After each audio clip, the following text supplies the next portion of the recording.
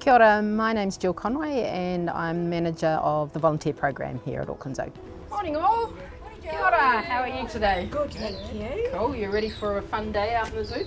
Always. Yes, we are. Enjoy yourselves, that's the main thing.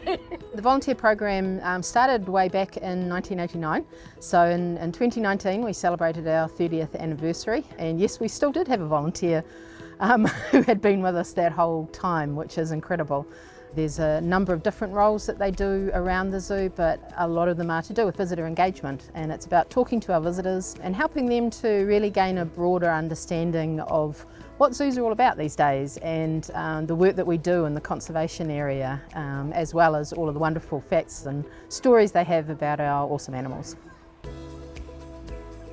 In the early days of the program, we didn't really sit within any particular department within the zoo, so we pretty much were run out of a cupboard. It was a very small and humble beginning. There wasn't really any induction or training.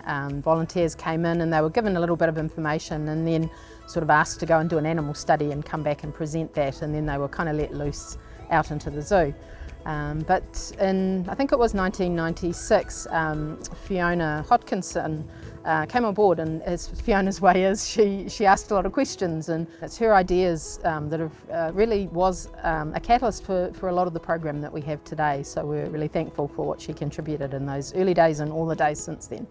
So my name's Fiona. I'm currently Senior Volunteer Coordinator at the zoo, looking after the volunteer team, and I actually started as a volunteer back in 1996, so I've done both roles, volunteering and staff. I used to visit the zoo regularly with my own children, and one day saw an advert in the paper looking for volunteers. I thought, perfect for me. My first day at the zoo was really strange. I had an hour for lunch, which I found really frustrating because I wanted to get out into the zoo and do something, not sit having my lunch. The elephants used to go out walking around the zoo, and volunteers would help. We'd carry a bucket behind the elephant with a spade. We used to do tour groups as well. There wasn't quite the training on how we would talk to the visitors back then, but we seemed to manage. The big turning point for the volunteers came when a senior primate keeper asked if anyone was interested in learning more about orangutans in particular and conservation. So a few of the volunteers got together and we developed a display table all about orangutans, and we learnt about the orangutans. It's got me thinking about conservation and what next step we could do to learn more about the animals at the zoo.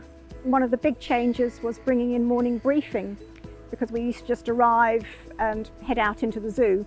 So morning briefing was all about keeping the volunteers up to date with what's actually happening at that time out in the zoo.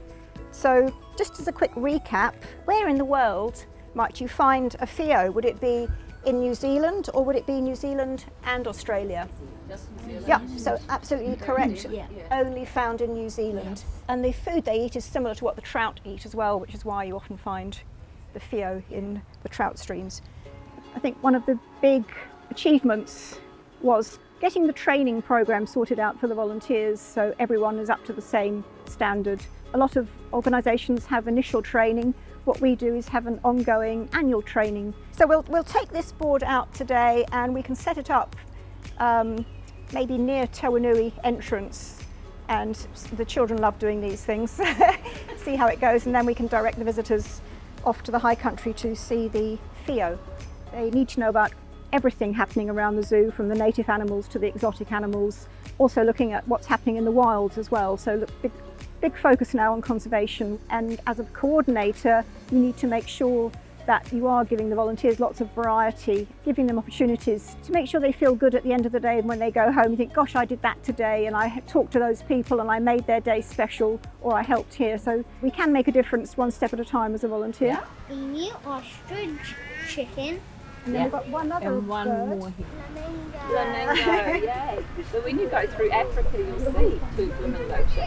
So over the years, since the beginning, we have built the program up from very small numbers to around 200 volunteers.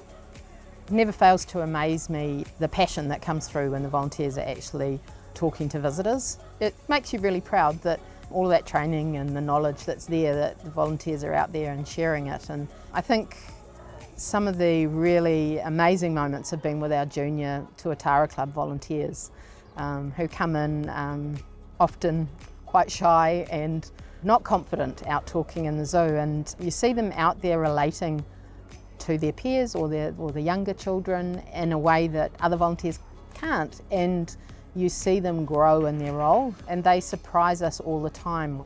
Some of the ideas that they've had we've been able to pick up on and incorporate in the program as well. So it's been, for me, really inspiring to get that youth voice, and something I'd really like to get more of in our program.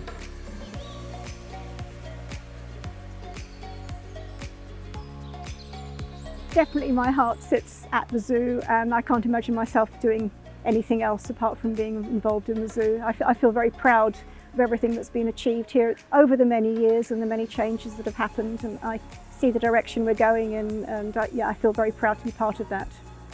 I think what makes Auckland volunteers special is their dedication and commitment. They do give a lot of their time and a lot of their energy to promoting what we do here at the zoo. They often say is, being able to volunteer here, it's given them the words and the language to speak to others as well. So it's about spreading the word more widely around, the conservation work that we do.